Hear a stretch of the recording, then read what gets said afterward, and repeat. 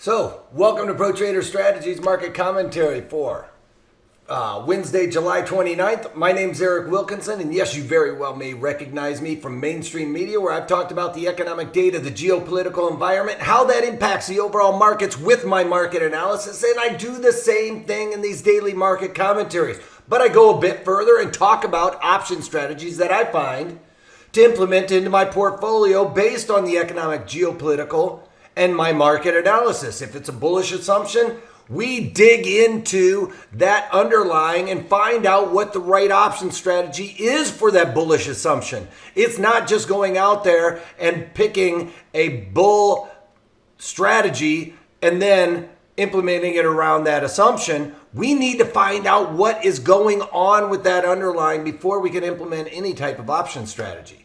All right, so without further ado, let's get on with the economic data, see how that's impacting the overall markets, and then get on with what we can find on a daily trade.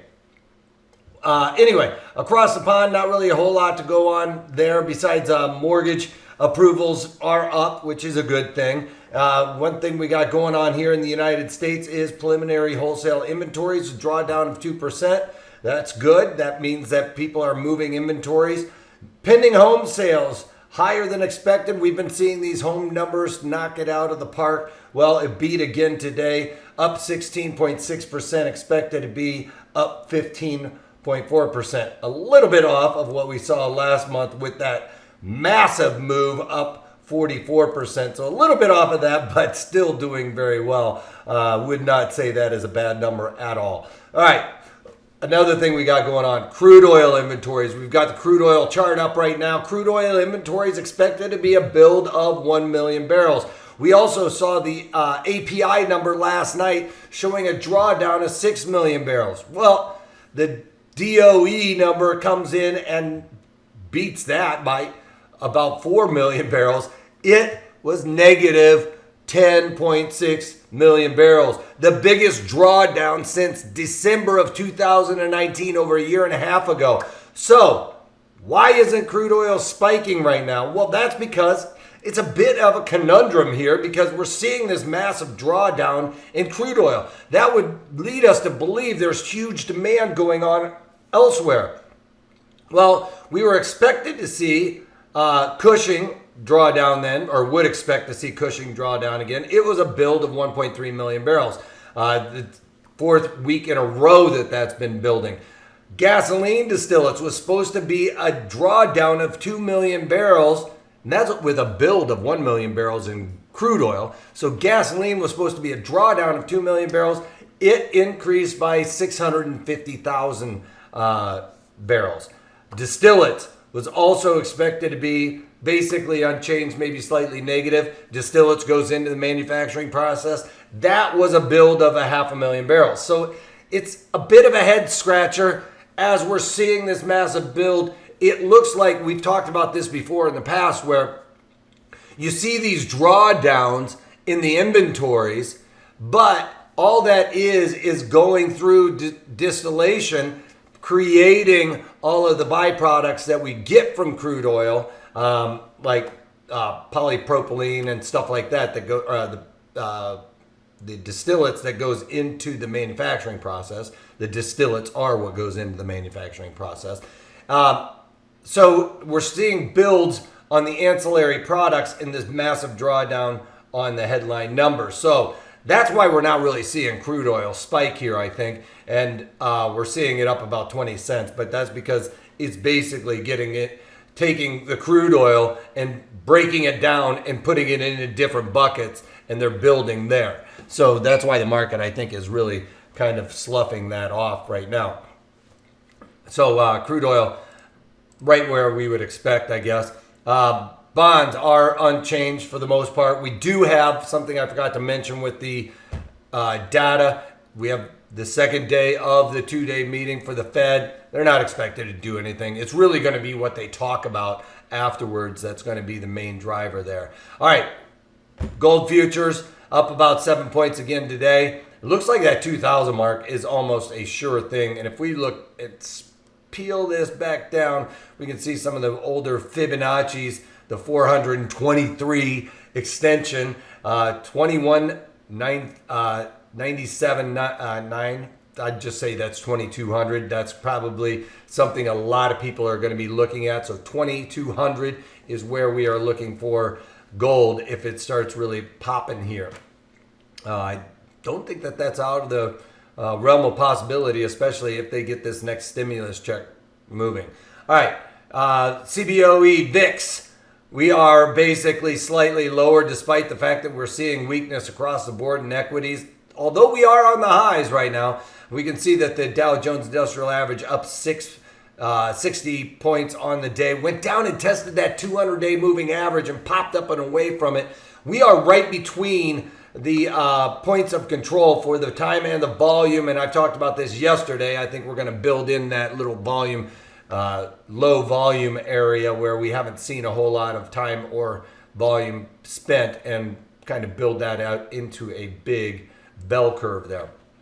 All right, NASDAQ up 100 points on the day, and just making a move. It's still intact to build out a head and shoulders type of pattern, despite the fact that it would be a small head and shoulders, but it would still, to me, look like a head and shoulders with the neckline kind of going right here.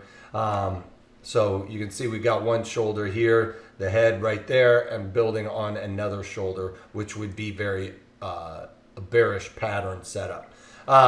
E-mini S&P is up 23 points, bumping up right now against the 78 Fibonacci extension that we've got there, and I think it'll act as resistance. We are building up a nice big volume node here, but I think that, you know, I've talked about this time and time again. I think that the market's just going to kind of ping back and forth for the foreseeable future.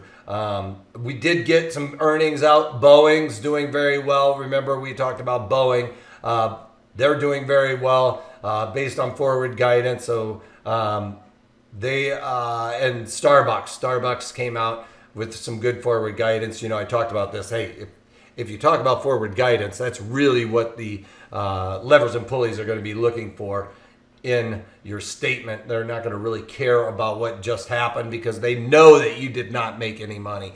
But Starbucks coming out with a great plan to move forward on moving people through the store very quickly and getting those lines streamlined, or the production process streamlined, so there's not the lines that you would normally see at a Starbucks.